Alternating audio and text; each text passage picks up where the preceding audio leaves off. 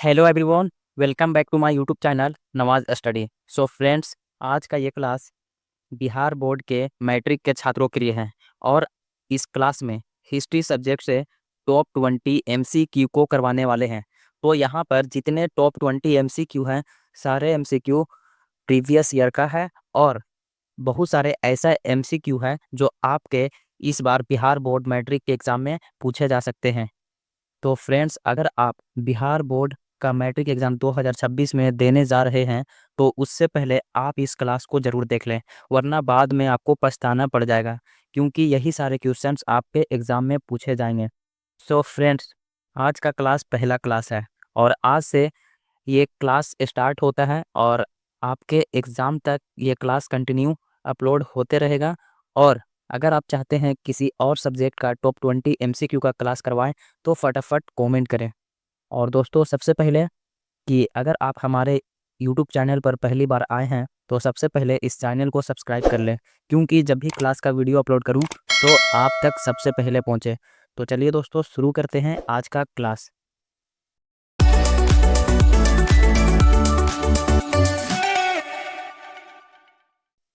So friends, ये रहा आज का क्लास का पहला क्वेश्चंस।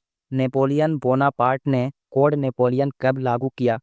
सो फ्रेंड्स, एक बार फिर से मैं आपको बता दूं कि ये क्लास बिहार बोर्ड मैट्रिक के छात्रों के लिए है जो 2026 में एग्ज़ाम देने जा रहे हैं।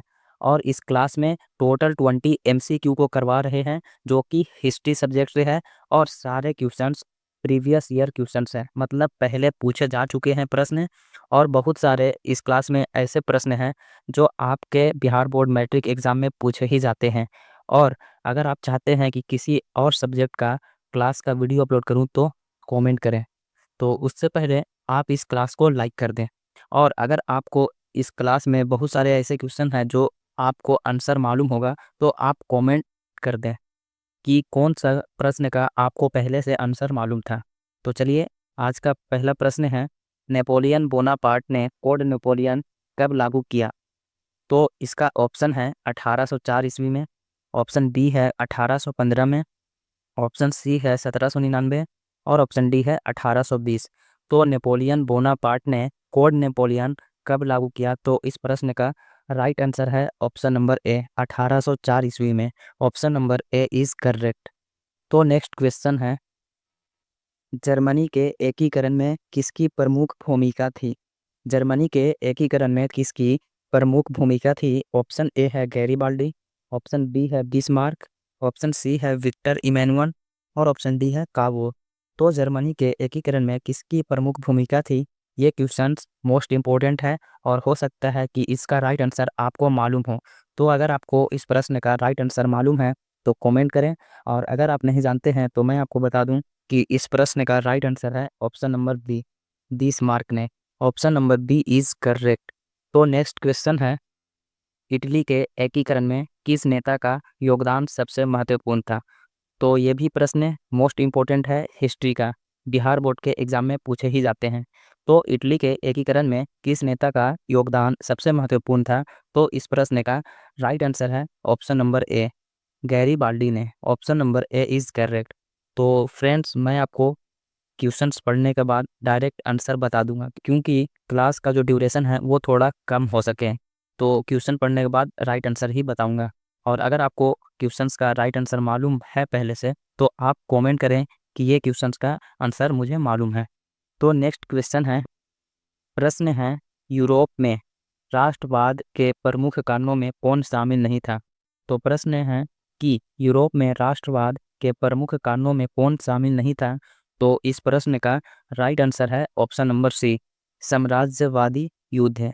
साम्राज्यवादी युद्ध है। Option number C is correct. तो नेक्स्ट प्रश्न है, रूस की अक्टूबर क्रांति कब हुई? तो ये भी मोस्ट इम्पोर्टेंट प्रश्न है, रूस की अक्टूबर क्रांति कब हुई? तो इस प्रश्न का राइट आंसर है ऑप्शन नंबर बी, 1917 में 1917 में हुई। Option number B is correct. रूस की अक्टूबर क्रांति कब हुई? तो 1917 में हुई। तो नेक्स्ट प्रश्न है, रूस की क्रांति के नेता कौन थे? रूस की क्रांति के नेता कौन थे? तो इस प्रश्न का सही आंसर है ऑप्शन नंबर बी, लेनिन। रूस की क्रांति के नेता कौन थे? तो लेनिन थे। Option number B is correct. तो नेक्स्ट क्वेश्चन है, रूस में साम्यवादी शासन की स्थापना किसके नेतृत्व में हुई? रूस में साम्यवादी शासन की स्थापना किसके नेतृत्व में हुई?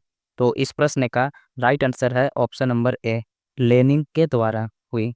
Option number A is correct. रूस में साम्यवादी शासन की स्थापना किसके नेतृत्व में हुई?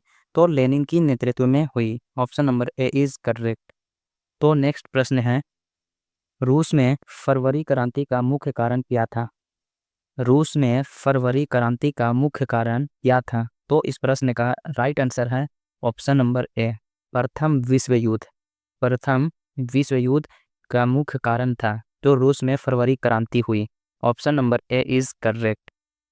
तो नेक्स्ट प्रश्न है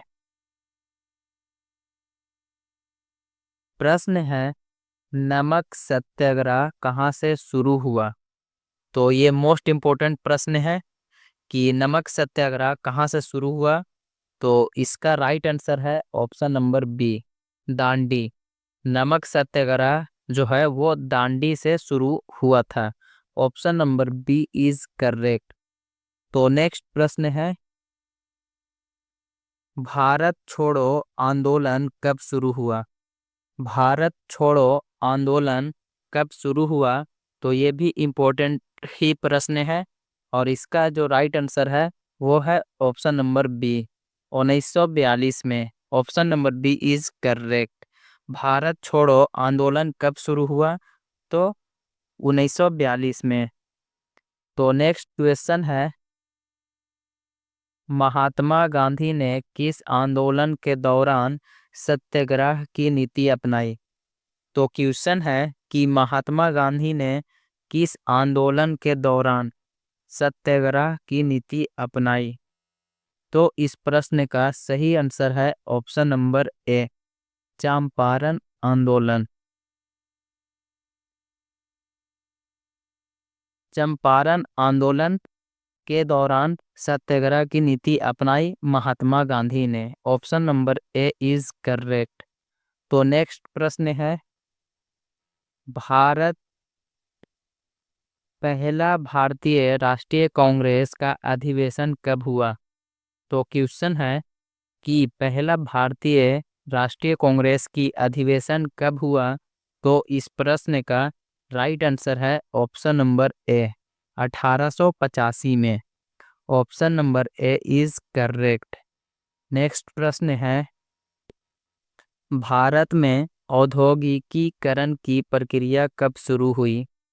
भारत में औद्योगिकीकरण की प्रक्रिया कब शुरू हुई? तो इस प्रश्न का राइट आंसर है ऑप्शन नंबर सी, 1947 में। Option number C is correct. तो नेक्स्ट क्वेश्चन है, भारत में हरित क्रांति का मुख्य उद्देश्य क्या था? भारत में हरित क्रांति का मुख्य उद्देश्य क्या था? तो इस प्रश्न का राइट आंसर है ऑप्शन नंबर बी, कृषि उत्पादन में वृद्धि। भारत में हरित क्रांति का मुख्य उद्देश्य क्या था? तो कृषि उत्पादन में वृद्धि। Option number B is correct. तो नेक्स्ट प्रश्न है, भारत में प्रथम आधुनिक उद्योग कौन सा था? भारत में प्रथम आधुनिक उद्योग कौन सा था? तो इस प्रश्न का सही आंसर है ऑप्शन नंबर ए, वस्त्र उद्योग। Option number A is correct. वस्त्र उद्योग था भारत में प्रथम आधुनिक उद्योग। तो नेक्स्ट प्रश्न है, औद्योगिकीकरण का समाज पर क्या प्रभाव पड़ा? औद्योगिकीकरण का समाज पर क्या प्रभाव पड़ा? तो इस प्रश्न का राइट आंसर है ऑप्शन नंबर ए, शहरों में वृद्धि। औद्योगिकीकरण का समाज पर क्या प्रभाव पड़ा? तो शहरों में वृद्धि। Option number A is correct. Next प्रश्न है, वियतनाम में फ्रांसीसी उपनिवेशवाद के लिए उपनि उपनिवेशवाद के खिलाफ संघर्ष का नेता कौन था? क्वेश्चन है, वियतनाम में फ्रांसीसी उपनिवेशवाद के खिलाफ संघर्ष का नेता कौन था? ऑप्शन ए है हो ची मिन, ऑप्शन बी है नेल्सन मंडेला, ऑप्शन सी है माओ तसे तुंग और ऑप्शन डी है सुकरानो। तो इस प्रश्न का राइट आंसर है ऑप्शन नंबर ए हो ची मिन। Option number A is correct. Vietnam में फ्रांसीसी उपनिवेशवाद के खिलाफ संघर्ष का नेता कौन था? तो हो ची मिन था। नेक्स्ट प्रश्न है,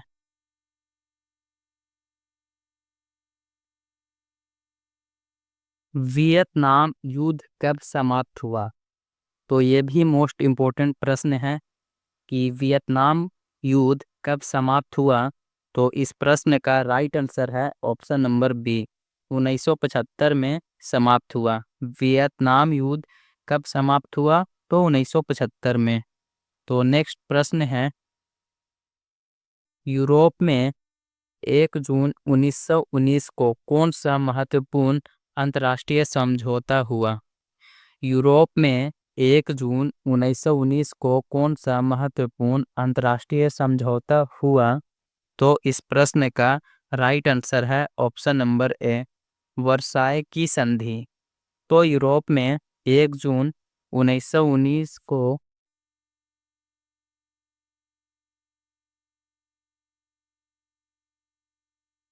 तो यूरोप में 1 जून 1919 को कौन सा महत्वपूर्ण अंतर्राष्ट्रीय समझौता हुआ?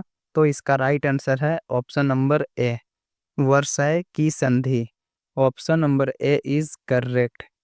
तो नेक्स्ट क्वेश्चन है और इस क्लास का लास्ट क्वेश्चन है, प्रथम विश्व युद्ध का मुख्य कारण कौन सा था? प्रथम विश्व युद्ध का मुख्य कारण कौन सा था? तो ये भी मोस्ट इम्पोर्टेंट प्रश्न है और आपके एग्जाम में पूछे जा सकते हैं। ये हिस्ट्री का मोस्ट इम्पोर्टेंट क्वेश्चन है। तो इस प्रश्न का राइट आंसर है ऑप्शन नंबर बी, साम्राज्यवादी प्रतिद्वंद्विता। Option number B is correct. So friends, आज के क्लास में ये थे टॉप 20 एमसीक्यू। और अगर आप चाहते हैं कि किसी और सब्जेक्ट का टॉप 20 एमसीक्यू का क्लास लेकर आए तो कमेंट कीजिए। और आई होप आप इस क्लास को लाइक कर दिए होंगे और चैनल को भी सब्सक्राइब कर लिए होंगे। तो फिर मिलते हैं बहुत जल्द नए क्लास के साथ। जय हिंद।